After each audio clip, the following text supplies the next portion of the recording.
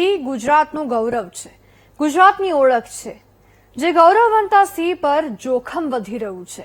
સિંહના મોતને લઈને ફરી એકવાર ચિંતાનો માહોલ જોવા મળી રહ્યો છે.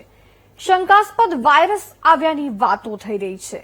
ત્યારે વન વિભાગ કેટલું ગંભીર છે અને મોત પાછળનું કારણ શું મનાઈ રહ્યું છે, આવો જાણીએ.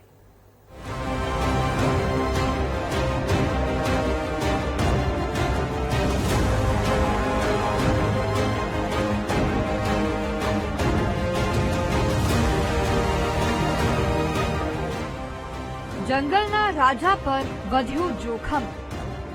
8 સિંહના મોતથી દોડતો થયો વન વિભાગ. ગુજરાતનું ગૌરવ અને એશિયાટિક સિંહોનું એકમાત્ર નિવાસસ્થાન ગણાતા ગીરના જંગલ પર ફરી એકવાર મોટું સંકટ આવી પડ્યું છે.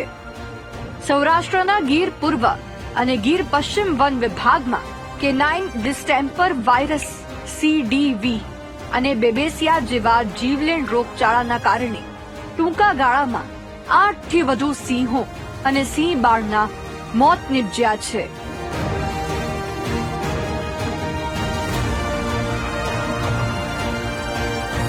આ ગંભીર પરિસ્થિતિને પગલે વન વિભાગ તાત્કાલિક હાઈ એલર્ટ પર આવી ગયું અને સિંહોના ટ્રેકિંગ પર વધુ ધ્યાન આપવામાં આવી રહ્યું છે. નિષ્ણાત આ મુદ્દે શું કહે છે, સાંભળો. એમાં કંઈ ચિંતાનો વિષય નથી અને એ રેગ્યુલર હોય જ છે. અને જે સિંહ બાળ હોય એની ઇમ્યુનિટી ઓછી હોય છે, જે ગયા વર્ષે પણ આપણે જોયું હતું. અને એમાં ન્યુમોનિયા અને બાબેશિયા આ જે બે વસ્તુ હોય છે જેમાં ફેફસામાં થોડુંક કન્જેશન થઈ જાય છે. અને એમાં માત્ર 2 સિંહ બાળનું એમાં મૃત્યુ થયું છે. અને સિંહ બાળ બહુ સેન્સિટિવ હોય છે અને એનું જે સર્વાઈવલ રેટ પણ છે એ પણ 50% જ હોય છે આમ તો. પણ આપણે વેટનરી ફેસિલિટી અને નિગરાની એના ઉપર જે વધારેલી છે, ટ્રેકર્સ અને જે સતત એને જોતા હોય છે, તો એના લીધે અત્યારે મૃત્યુદર બહુ ઓછું આપણે કરી શક્યા છીએ. સિંહના મોતના મુદ્દાને સરકાર દ્વારા પણ ગંભીરતાથી લેવામાં આવ્યો છે.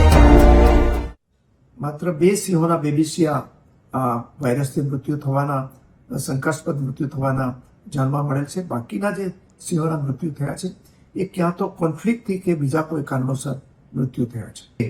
એટલા માટે વન વિભાગના અધિકારીઓ અને વેટરનરી ડોક્ટરોની ટીમ સક્રિય છે અને આવા શંકાસ્પદ જે બેબેસિયા વાયરસના ધરાવતા સિંહો છે એની ઓળખ કરવાની પ્રવૃત્તિ પણ ચાલુ છે. નિષ્ણાત કહે છે, આ ચિંતાનો વિષય નથી, રેગ્યુલર હોય છે. પરંતુ સિંહ અને સિંહ બાળના મોત થયા તો હાલ આ મુદ્દો ચિંતા વધારનારો જરૂરથી છે. પરંતુ વન વિભાગ મુશ્કેલી સામે લડવા તૈયાર છે. કેમેરામેન શાયર શર્મા સાથે મેહુલ દેસાઈ,